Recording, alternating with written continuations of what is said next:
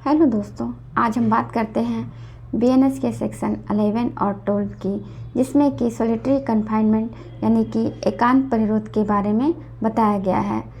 जब किसी व्यक्ति को ऐसे किसी अपराध के लिए कन्विक्ट किया जाता है जहां न्यायालय को उसे बीएनएस के अधीन कठोर कारावास यानी कि रिगरस इम्प्रिजमेंट देने की शक्ति है, तो न्यायालय ऐसे कारावास के कुछ भाग के रूप में उसे एकांत परिरोध का कारावास दे सकता है, जो कि निम्नलिखित स्केल यानी कि पैमाने के अधीन होगा। सेक्शन 11 में यह कहा गया है कि 6 मास तक के कारावास की दशा में एकांत परिरोध 1 मास से अधिक का नहीं दिया जा सकता। इसी प्रकार 6 मास से अधिक किंतु 1 वर्ष तक के कारावास में उसे एकांत परिरोध की अधिकतम अवधि 2 मास तक की दी जा सकती है।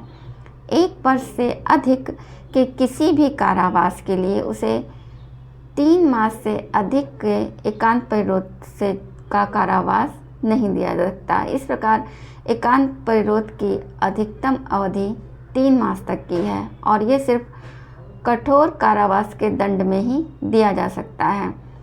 सेक्शन 12 में एकांत परिरोध के दंडादेश का निष्पादन बताया गया है, जिसमें यह कहा गया है कि किसी भी दशा में एक बार में एकांत परिरोध 14 दिन से अधिक का नहीं दिया जा सकता है।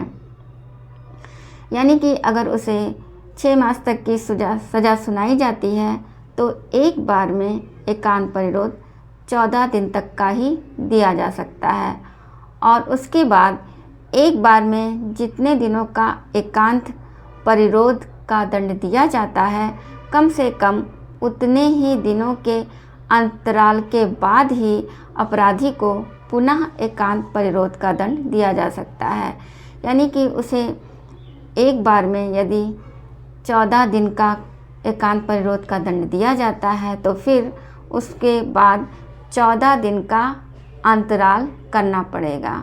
उसके बाद ही उसे पुनः 14 दिन का एकांत परिरोध का दंड दिया जा सकता है।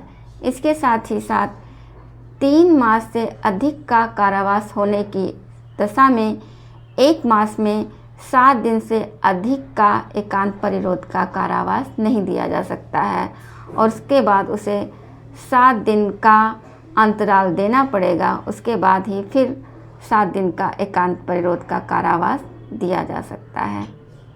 Thank you.